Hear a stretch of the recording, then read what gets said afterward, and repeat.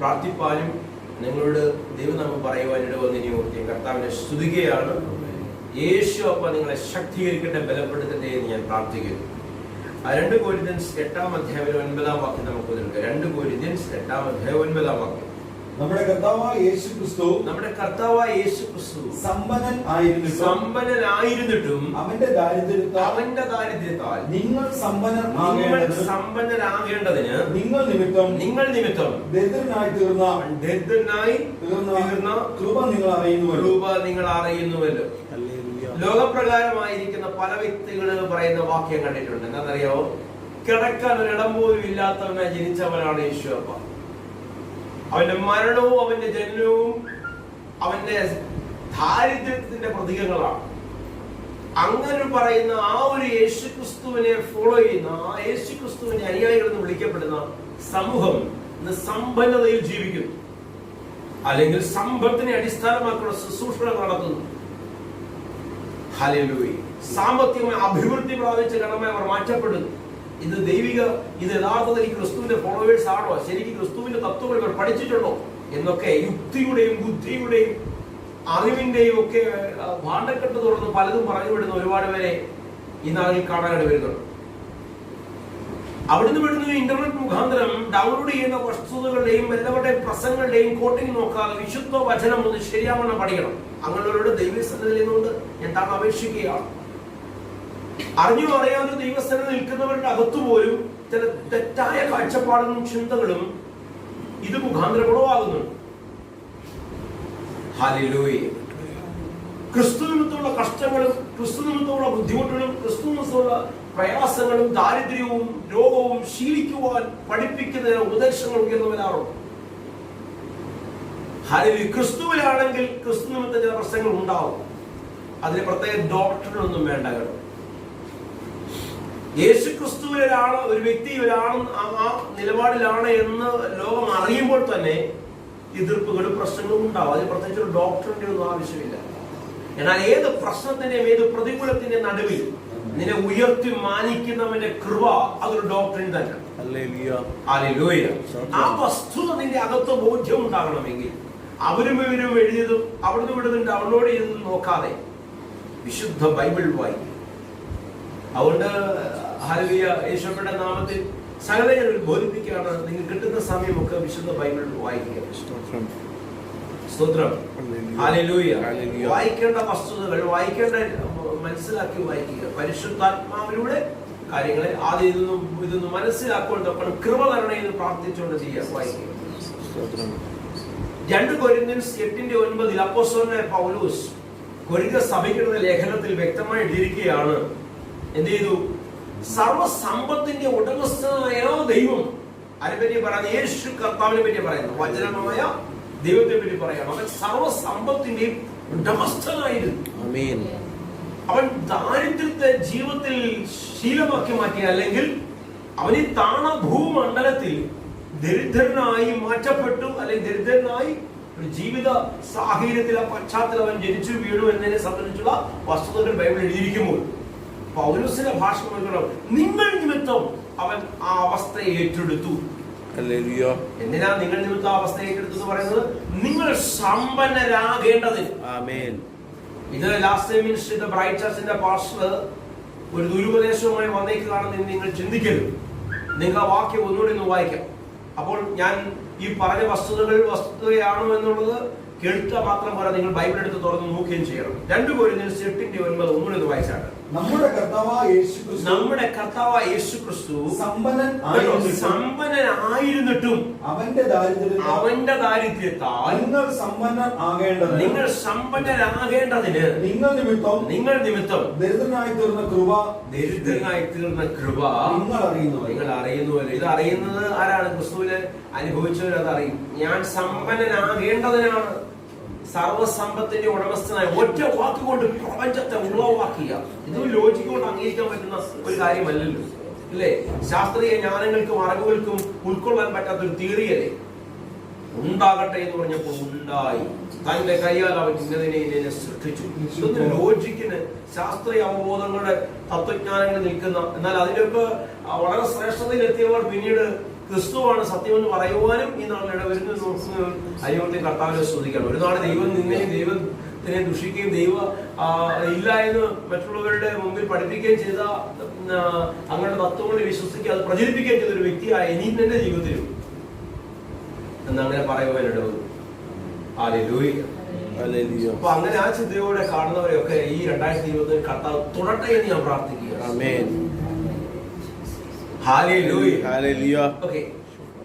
ഞങ്ങൾ സമ്പന്നരാകേണ്ടതിന് വചനം അങ്ങനെ പറയുന്നത്, ഞങ്ങൾ സമ്പന്നരാകണം, ഞങ്ങൾ ദരിദ്രവാസികളായി മാറാനല്ല, ക്രിസ്തുവിനെ വിശ്വസിക്കുന്നവരുടെ ജീവിതത്തിൽ, യേശു ക്രിസ്തുവിനെ ആശ്രയിക്കുന്നവരുടെ ജീവിതത്തിൽ ഹല്ലേലൂയ വചന അടിസ്ഥാനത്തിൽ ഞാൻ പറയുകയാണ്. ഹല്ലേലൂയ. യേശു അപ്പൊ നിങ്ങളെ വേണ്ടുന്ന പദ്ധതി നിങ്ങൾ സമ്പന്നരാകണം എന്നുള്ളതാണ്. നിങ്ങൾ സമ്പന്നരാകേണ്ടതിന് അവൻ ദാരിദ്ര്യത്തെ തന്നെ ശീലമാക്കി മാറ്റി, അല്ലെങ്കിൽ ആ കൃപ അവന്റെ മേൽ പകരപ്പെട്ടു. ലൂക്കോസിന്റെ സുവിശേഷം 2-ാം അധ്യായം അതിന്റെ 22 മുതൽ 24 വരെയുള്ള വാക്യങ്ങൾ വായിച്ചാണ്. മോശയുടെ ന്യായപ്രമാണ പ്രകാരം അവരുടെ ശുദ്ധീകരണ കാലം തികഞ്ഞപ്പോൾ കടിഞ്ഞൂലായ ആണൊക്കെയും കർത്താവിന് വിശുദ്ധമായിരിക്കണം എന്ന് കർത്താവിന്റെ ന്യായപ്രമാണത്തിൽ എഴുതിയിരിക്കുന്നത് പോലെ, എന്ന് ന്യായപ്രമാണ പുസ്തകത്തിൽ എഴുതിയിരിക്കുന്ന പോലെ അവനെ കർത്താവിനെ ആ കടിഞ്ഞൂലിനെ കർത്താവിനെ അർപ്പിപ്പാനും ഒരു ഇണക്കുറുപ്രാവിനെയോ 2 പ്രാവിൻ കുഞ്ഞിനെയോ കർത്താവിന്റെ ന്യായപ്രമാണത്തിൽ കൽപ്പിച്ചതുപോലെ യാഗം കഴിപ്പാനും അവർ അവനെ യെരൂശലേമിലേക്ക് കൊണ്ടുപോയി.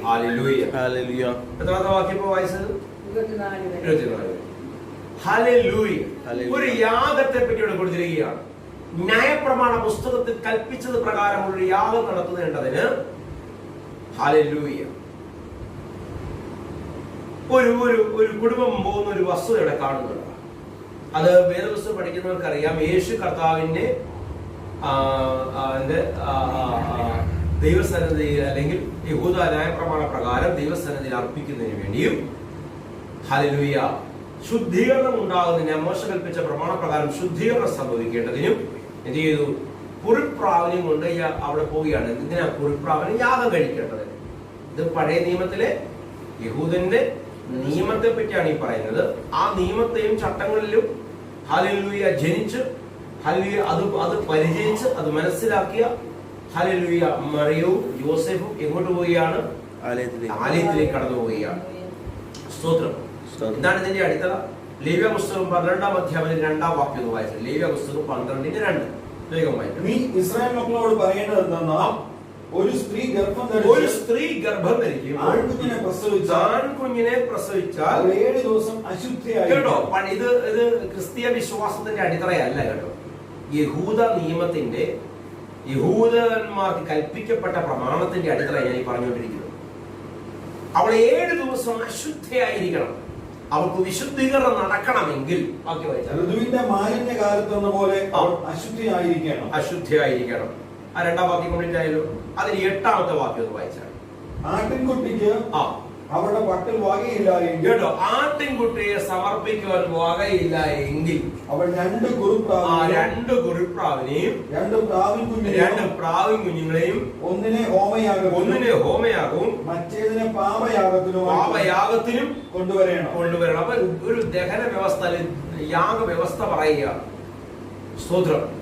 ആടിനെ യാഗം കഴിക്കാൻ വകയില്ലെങ്കിൽ എന്ന് പറഞ്ഞാൽ, യാഗത്തെ പറ്റി പഠിക്കുമ്പോൾ 3 വസ്തുതകൾ നമുക്ക്. സമ്പന്നന്റെ യാഗം, മിഡിൽ ക്ലാസിന്റെ യാഗം. മിഡിൽ ക്ലാസ് മീൻസ് ഒരു സമൂഹത്തെ അല്ല പറയുന്നത്, ആ യഹൂദന്റെ അകത്ത് തന്നെയുള്ള ഇടത്തട്ടുകാർ അല്ലെങ്കിൽ സാമ്പത്തികമായ ഇടനിലയിൽ നിൽക്കുന്ന മധ്യവർഗ വിഭാഗങ്ങൾ. ഹല്ലേലൂയ. അവർക്ക് പിന്നെ തീരെ നിവൃത്തിയില്ലാത്തവർക്ക് എല്ലാവർക്കും ഈ യാഗത്തെ സംബന്ധിച്ചുള്ള നിയമം, കൽപ്പന മോശ പുറപ്പെടുവിച്ചു.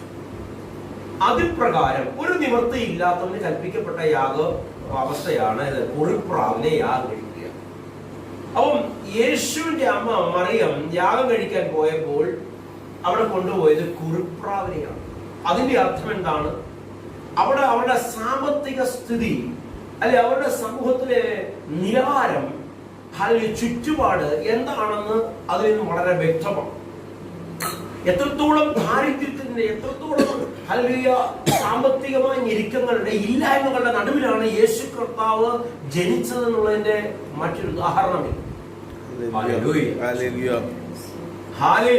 ഹല്ലേലൂയ. കാലിത്തൊഴുത്തിൽ പിറന്നു എന്നൊക്കെ പറഞ്ഞ പല പഠനങ്ങൾ കണ്ടു. യേശു അപ്പൊ കാലിത്തൊഴുത്തിൽ പിറന്നു ഒരു വാക്യം ബൈബിളിൽ ഇല്ല.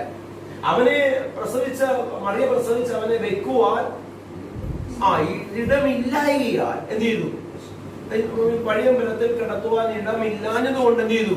കുഞ്ഞിനെ ഇവിടെ കൊണ്ട് കിടത്തി. ഓക്കെ, അതിലൊരുപാട് വാദഗതികളും തർക്കങ്ങളും ഒക്കെ ഉന്നയിക്കാറുണ്ട്. ഓക്കെ, വിശുദ്ധ ബൈബിളിൽ ഒരിടത്തും കാലിത്തൊഴുത്ത് അവൻ പിറന്നില്ല. പാട്ടൊക്കെ അങ്ങനെയുണ്ട് അല്ലേ? സ്തോത്രം.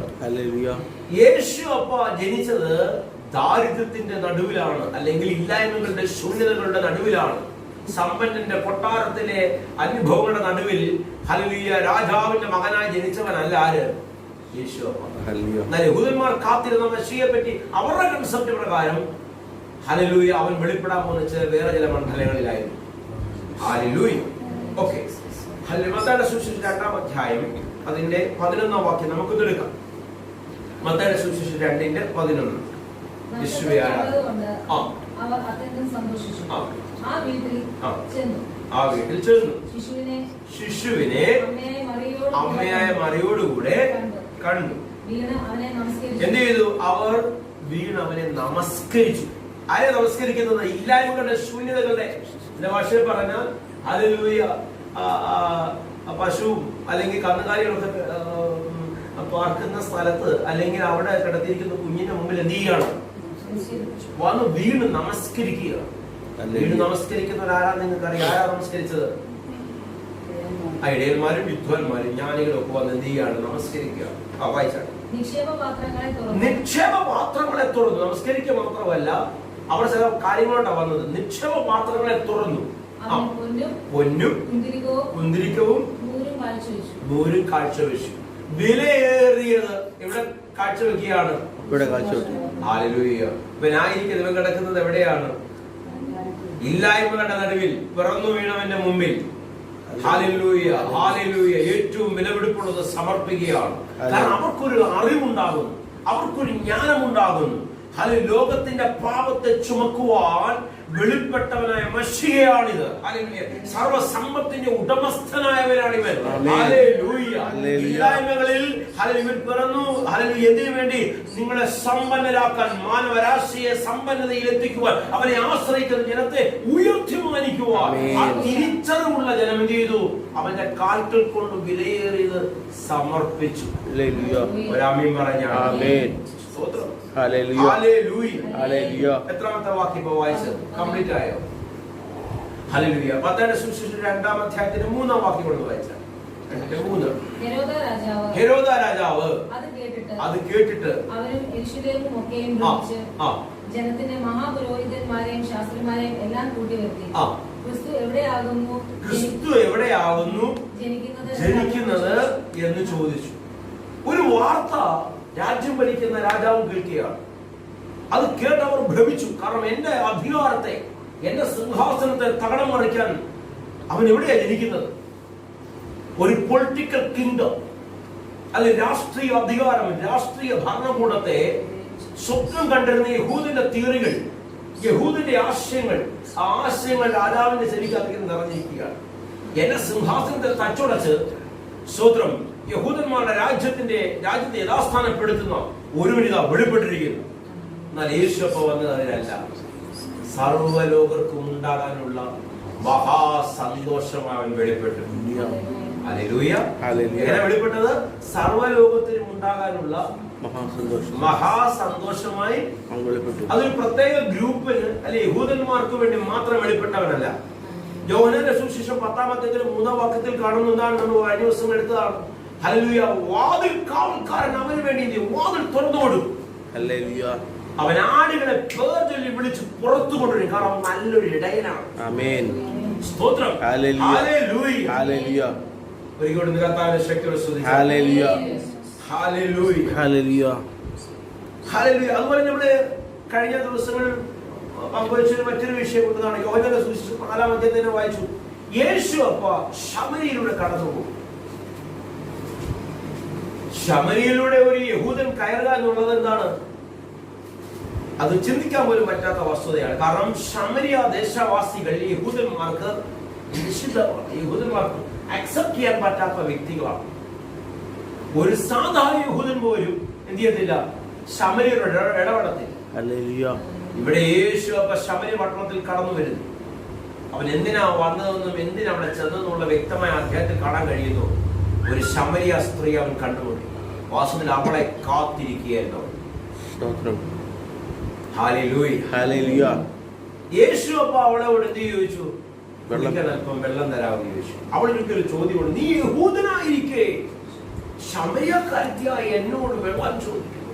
അപ്പൊ അവിടെ അവന്റെ വസ്ത്രധാരണ രീതി കണ്ട് അവക്കൊരു ബോധ്യമുണ്ടാകുന്നു, ഇവൻ യഹൂദനാണ്. പിന്നെ അങ്ങോട്ട് മുമ്പോട്ട് സംസാരിക്കുമ്പോൾ അവിടെ വിളി മാറുകയാണ്. യജമാനനെ എന്നൊരു വിളി വരുന്നു, ഗുരുവേ എന്നൊരു വിളി വരുന്നു, അവസാനം കർത്താവേ എന്നൊരു വിളി വരുന്നു. അവിടെ ഒറ്റ ഓട്ടം ഓടുക. പട്ടണത്തിലേക്ക് ചെന്ന് പട്ടണവാസികളോട്, ശമര്യ പട്ടണത്തിലെ പട്ടണവാസികളോട് പറയണം, ഞാൻ നാളിതുവരെ ചെയ്ത സകലതും എന്നോട് പറഞ്ഞ ഒരുവനെ വന്ന് കാണുമീ. ഹല്ലേലൂയ. ഞാൻ മറച്ചു വെച്ചാൽ എന്റെ ജീവിതത്തിലെ രഹസ്യങ്ങളായിരിക്കാൻ ഹല്ലേലൂയ അത് ആരിലേക്കും എത്താതെ ഞാൻ രഹസ്യമായി പലതിനെയും കാത്തു സൂക്ഷിച്ച് ചിലതൊക്കെ നാട്ടുകാർക്ക് അറിയാം, ചിലതൊക്കെ അറിയാം. പക്ഷേ എന്റെ അല്ലെങ്കിൽ എന്റെ എല്ലാം എന്നോട് പറഞ്ഞ ഒരുവനെ വന്ന് കാണുമേ. ചിലപ്പോൾ അവൻ ക്രിസ്തുവായിരിക്കും. യഹൂദന്മാർക്ക് വെളിപ്പെടാത്തൊരു ജ്ഞാനം ശമര്യ സ്ത്രീക്ക് വെളിപ്പെടാനിട വന്നു. എങ്ങനെ? യഹൂദനായവൻ ശമര്യക്കാരിയെ തേടി അവരുടെ ജീവിതത്തിലേക്ക് കടന്നു വന്നു. ചിലപ്പോൾ അവൻ ക്രിസ്തുവായിരിക്കും. സ്പർശനം കൽപ്പിക്കപ്പെട്ടവരിലേക്ക് ഇറങ്ങിച്ചെന്ന കർത്താവ്, ഇല്ലായ്മകളിലേക്ക് ഇറങ്ങിച്ചെന്ന് സർവശക്തനായ കർത്താവ്, അല്ലെ സർവമാനവരാശിക്കും വേണ്ടി ഇറങ്ങി വന്ന സർവശക്തനായ കർത്താവ്. അതുകൊണ്ടാണ് വചനം പറഞ്ഞത്, സർവഭൂവാസികൾക്കും ഉണ്ടാകാനുള്ള മഹാസന്തോഷം ഇതാ വെളിപ്പെട്ടിരിക്കുന്നു. അത് ഇസ്രായേൽ ജനത്തിന്റെ വീണ്ടെടുപ്പ് എന്നുള്ളതല്ല, സർവ്വജനത്തിനും ഉണ്ടാകാനുള്ള മഹാസന്തോഷമായി വെളിപ്പെട്ടു. ആ മഹാസന്തോഷം സർവ്വജനത്തിനും ഉണ്ടാകാൻ വേണ്ടി അവൻ നമുക്ക് വേണ്ടി ദരിദ്രനായി തീർന്നു. അപ്പോസ്തലനായ പൗലോസ് 2 കൊരിന്ത്യൻസിന് ഹല്ലേലൂയ അതിന്റെ 8-9 നമ്മൾ വായിച്ചു. ഹല്ലേലൂയ, നമ്മൾ സമ്പന്നരാകേണ്ടതിന് അവൻ ദാരിദ്ര്യത്തെ സ്വീകരിച്ചു. ഹല്ലേലൂയ. അവന്റെ ജനനവും അവന്റെ മരണവും അതിന്റെ പ്രകടമായ ദൃഷ്ടാന്തമായിരുന്നു.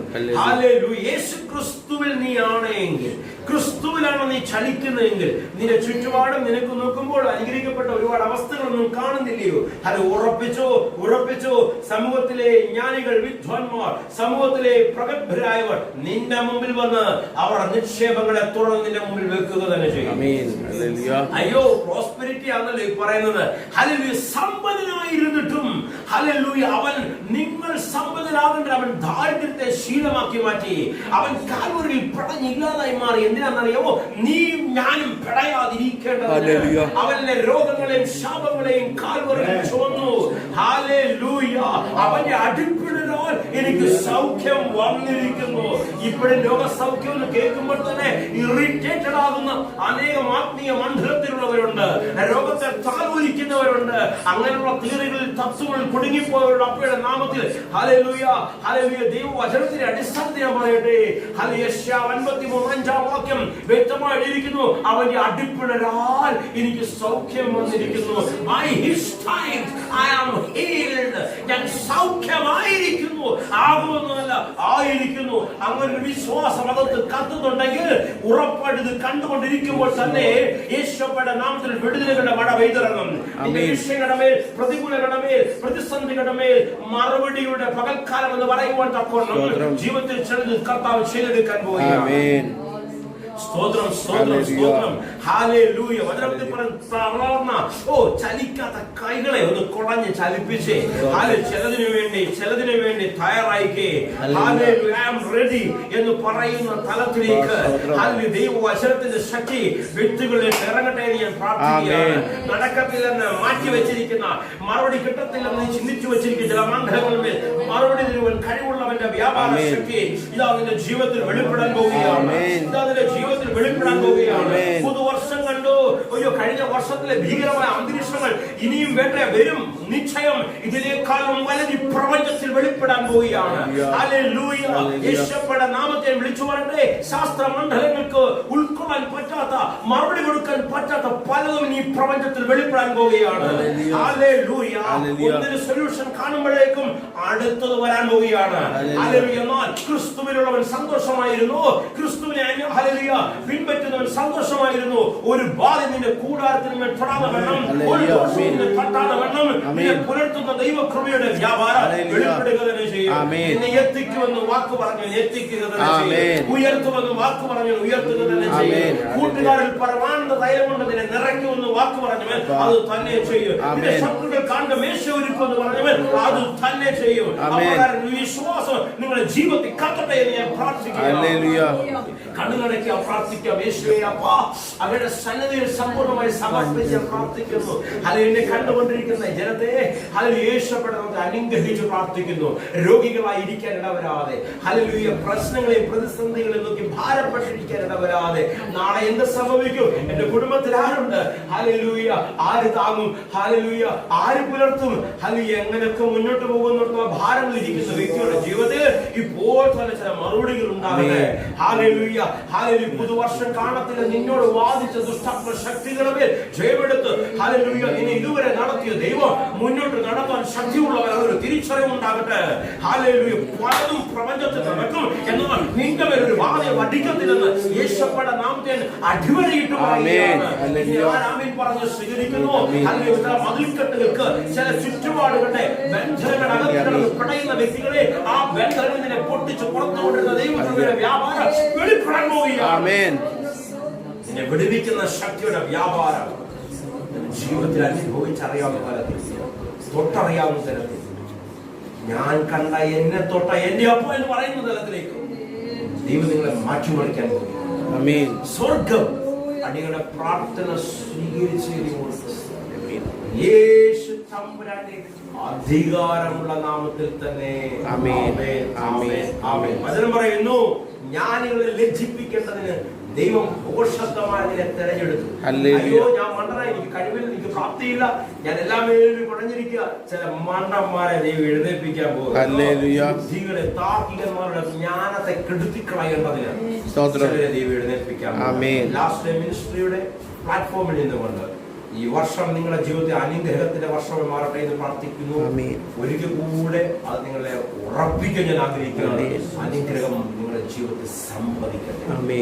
കർത്താവ് എല്ലാവരെയും ധാരാളമായി അനുഗ്രഹിക്കട്ടെ. ആമേൻ, ആമേൻ, ആമേൻ. ഹല്ലേലൂയ.